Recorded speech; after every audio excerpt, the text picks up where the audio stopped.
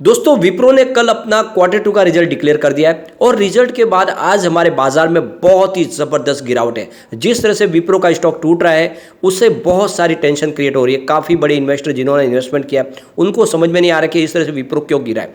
क्या वाकई में विप्रो ने बहुत ही खराब रिजल्ट पेश किया है?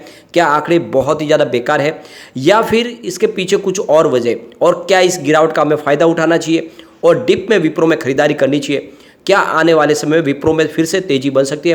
तो विप्रो के रिजल्ट को हम अच्छे से एनालिस करेंगे, क्या क्या इसके अंदर कमियां हैं और क्या पॉइंट है जिनको हम मिस कर रहे हैं। और यहाँ पे जाने माने रिसर्च एनालिस्टों की राय लेंगे, यानी जो ग्लोबल ब्रोकरेज हाउस है, इसके अलावा जो हमारे घरेलू ब्रोकरेज हाउस है, उनकी तरफ से भी इसके टारगेट निकल के आ रहे हैं।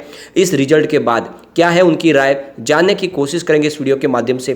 क्या वाकई में इस स्टॉक में तेजी आने वाली है या फिर ये लगातार स्टॉक गिरने वाला है? दूसरी तरफ देखें तो बाजार में भी गिरावट है, उसका भी यहाँ पे कुछ इफेक्ट देखने को मिल रहा है। आईटी सेक्टर में भी दबाव है। तो ये सारी बातें जिनको इस वीडियो के माध्यम से डिस्कस करेंगे। और सबसे पहले अगर हम बात करें बीएसई सेंसेक्स की, तो 1 बजे के आसपास का टाइम है। फिलहाल 57,277 के स्तर पर है, जहाँ पे 348 पॉइंट की गिरावट है। 0.60% गिरा हमारा बाजार। निफ्टी आईटी की बात करें तो 27,456 के स्तर के आसपास है। 0.90% की गिरावट है, यानी लगभग 1% यहाँ पे निफ्टी आईटी भी गिरा है। कल इस रिजल्ट के बाद में हमने देखा है कि यहाँ पे यूएस मार्केट में भी काफ़ी बड़ी गिरावट देखने को मिली थी। विप्रो की बात करें तो विप्रो 4.59 यूएस डॉलर के आसपास की क्लोजिंग रही, जहाँ पे 3.37% की गिरावट देखने को मिली। तो सेंटीमेंट यहीं से बिगड़ गया था, क्योंकि विप्रो का जो ऑलरेडी यूएस मार्केट में जो ऑलरेडी लिस्ट है, और वहाँ पे जब रिजल्ट के बाद में इसकी जो संभावना नेगेटिव बनी तो उसका इफेक्ट देखने को मिल गया था कि बाजार में गिरावट होगी। लेकिन हमारे बाजार में गिरावट उससे बहुत ज़्यादा, यानी लगभग दुगुना गिरावट है जितनी विप्रो यूएस मार्केट में हुई है। तो एक तरह से देखें तो ये हमारे लिए काफ़ी ज़्यादा मुसीबत वाली बात है। यहाँ पे विप्रो की बात करें तो स्टॉक की शुरुआत 387 पर हुई, लो 378 का है और हाई 392 का है। तो यहाँ पे आप देख सकते हो कि गिरावट थोड़ी कम से शुरुआत हुई, लेकिन अब लगातार स्टॉक गिर रहा है और ये अभी समय लो के आसपास है, 379 के आसपास है। 6.99% यानी लगभग 7% टूट चुका है और इंट्राडे में ये बहुत बड़ी गिरावट है।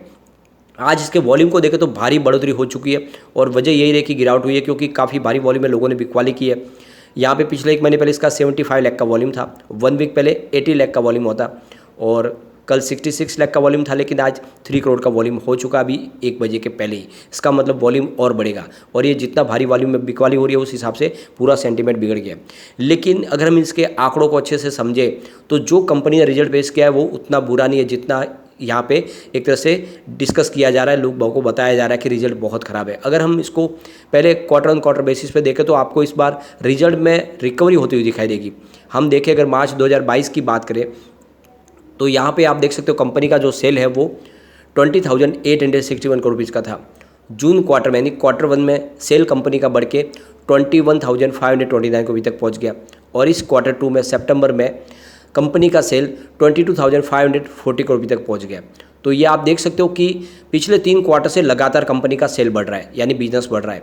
यहाँ पे कंपनी के खर्च में भी बढ़ोतरी हुई है। मार्च 2022 में जहाँ पे 16,724 करोड़ का जो टोटल इनका एक्सपेंसेस था वो जून 2022 में बढ़ के 17,671 करोड़ के आसपास पहुँच गया और इस बार सितंबर क्वार्टर में वो 18,605 करोड़ तक पहुँच गया।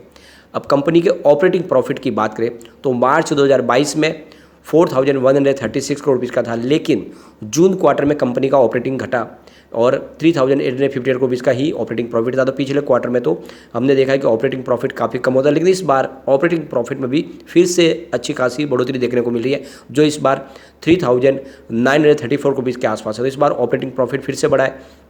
अब यहाँ पे अदर इनकम की बात करें तो मार्च 2022 में इनकी 502 करोड़ रुपीज़ की अदर इनकम थी, जून 2022 में वो घट के 472 करोड़ तक पहुंच गई, लेकिन इस बार अदर इनकम फिर से बढ़ते हुए 510 करोड़ तक पहुंच गई। तो इस क्वार्टर में अगर आप देखें तो अदर इनकम भी आपको बढ़ती हुई दिखाई देगी।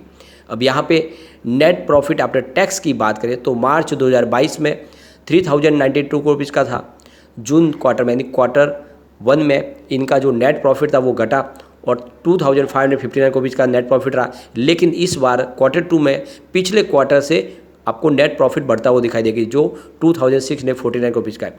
तो अगर हम क्वार्टर 1 से कंपेयर करेंगे तो कंपनी की प्रॉफिट, इनकम, अदर इनकम सब कुछ बढ़ता हुआ दिखाई देगा। तो इस तरह से इसको इतना ख़राब रिजल्ट हम नहीं कह सकते। कंपनी के आप देखो तो ईपीएस भी आपको बढ़ता हुआ दिखाई देगा।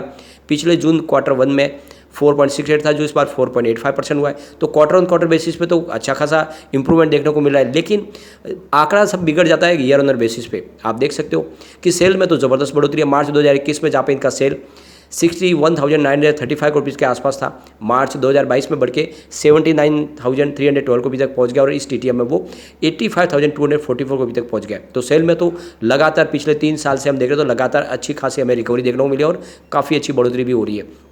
वैसे ही ऑपरेटिंग प्रॉफिट की बात करें तो मार्च 2021 में 14,771 रुपीज़ का था, मार्च 2022 में बढ़ के 16,684 रुपये तक पहुंच गया। लेकिन इस साल यानी इस TTM में ऑपरेटिंग प्रॉफिट आपको घटता हुआ दिखाई देगा, यानी 16,109 रुपीज़ का है।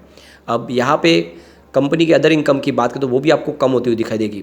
मार्च 2021 में 2,404 रुपीज़ की थी, मार्च 2022 में वो 2,067 रुपये तक हो गई, और इस TTM में वो 1,968 रुपये तक पहुँच गई। तो आपको अदर इनकम भी आपको इस TTM के हिसाब से कम होती हुई दिखाई देगी। अब यहाँ पे नेट प्रॉफिट आफ्टर टैक्स की बात करें तो मार्च 2021 में 10,868 रुपीज़ का था, और मार्च 2022 में वो बढ़ के 12,243 रुपीज़ तक पहुंच गया। लेकिन इस TTM में वो 11,273 रुपये तक पहुंच गया। तो यहाँ पे ईयर ऑन ईयर बेसिस पे हमें गिरावट देखने को मिल रही है, चाहे आप इसमें ऑपरेटिंग प्रॉफिट हो या फिर नेट प्रॉफिट हो, दोनों में ही हमें गिरावट देखने को मिली है। लेकिन कंपनी का सेल बढ़ा है, ये बात तो सही है। कुल मिला के ईयर ऑन ईयर बेसिस पे रिजल्ट हमें खराब देखने को मिल रहा है, लेकिन क्वार्टर ऑन क्वार्टर बेसिस पे रिजल्ट में काफ़ी अच्छा सुधार देखने को मिल रहा है। तो इतना खराब इसको रिजल्ट को नहीं कह सकते। जब क्वार्टर 1 का रिजल्ट काफ़ी खराब था, उसके बाद भी प्राइस इसकी 400 के ऊपर ट्रेड करी थी, तो अब तो क्वार्टर 1 से क्वार्टर 2 का रिजल्ट कुछ बेहतर है, तो ऐसे में इतनी बड़ी गिरावट नहीं होनी चाहिए। इस गिरावट का आपको फायदा उठाना चाहिए। यहाँ पे अब टारगेट भी निकल के आ चुके हैं। नोमुरा की बात करूँ, नोमुरा ने यहाँ पे इसकी रेटिंग को न्यूट्रल किया हुआ है, और जो टारगेट रखा है वो 380 का है। स्टॉक इसके आसपास आ चुका है। उनका कहना है कि जो जिस तरह से हमने रिजल्ट देखा है क्वार्टर 3 में और संभावना नेगेटिव होने की बात बन सकती है। अगर हम CLSA की बात करें तो CLSA का ने जो टारगेट रखा है, उनका जो टारगेट है वो है 450 का, तो काफ़ी अच्छा टारगेट है। और एक तरह से देखें तो रिजल्ट जो है वो ठीक ठाक का है उनकी तरफ से।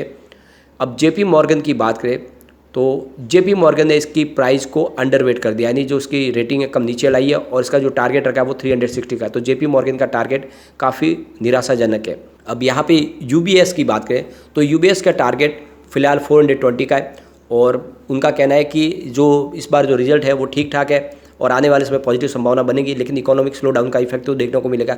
लेकिन फिर भी US का जो टारगेट है वो 420 का, जो अच्छी बात है।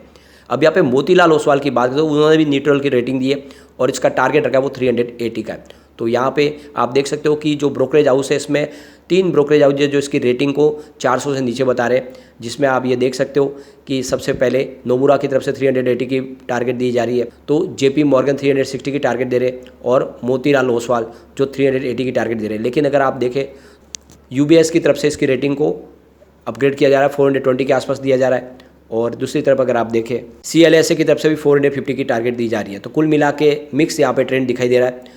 अब यहाँ पे विप्रो की तरफ से जो उनके CEO है थियरी डेल पोर्टे, उन्होंने बड़ा बयान दिया है। उनका कहना है कि इस साल आने वाले समय में हम जो हमारा जो रेवेन्यू ग्रोथ है वो डबल डिजिट में रह सकता है, यानी कुल मिला के वो आशावान है अपने रिजल्ट को लेकर। उनका कहना है कि आने वाले समय में जो तकलीफ है वो कम होगी और रिजल्ट हमारा शानदार रहेगा।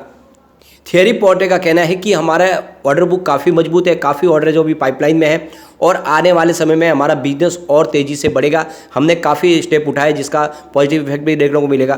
कुल मिला के आने वाले समय में कुछ तो पॉजिटिव संभावना बन सकती है। तो विप्रो को अगर आपका नजरिया लॉन्ग टर्म का है तो बिना डरे इसमें निवेश करें, और इस डिप का आपको फायदा उठाना चाहिए। आने वाले समय डेफिनेटली यहाँ पे अच्छी तेजी बन सकती है, लेकिन फिलहाल तो सेंटीमेंट बिगड़े हुए, और इस गिरावट का आपको फायदा उठा लेना चाहिए। रिजल्ट वैसा खराब नहीं जैसी संभावना व्यक्त की जा रही है। इस रिजल्ट में कुछ पॉजिटिव बातें भी है, और क्वार्टर ऑन क्वार्टर बेसिस पे अच्छे आंकड़े भी हमने देखे। तो निवेश को बनाए रखें, लेकिन फ्रेंड कोई भी इन्वेस्टमेंट करने से पहले अपने फाइनेंशियल एडवाइजर से बारे में ले ले, या अपना खुद का रिसर्च करें, क्योंकि मैंने वीडियो आपके एजुकेशनल पर्पज के लिए ही बनाया। वीडियो पसंद आए तो लाइक से जरूर कीजिए और चैनल को सब्सक्राइब कर दीजिए। Thank you friend.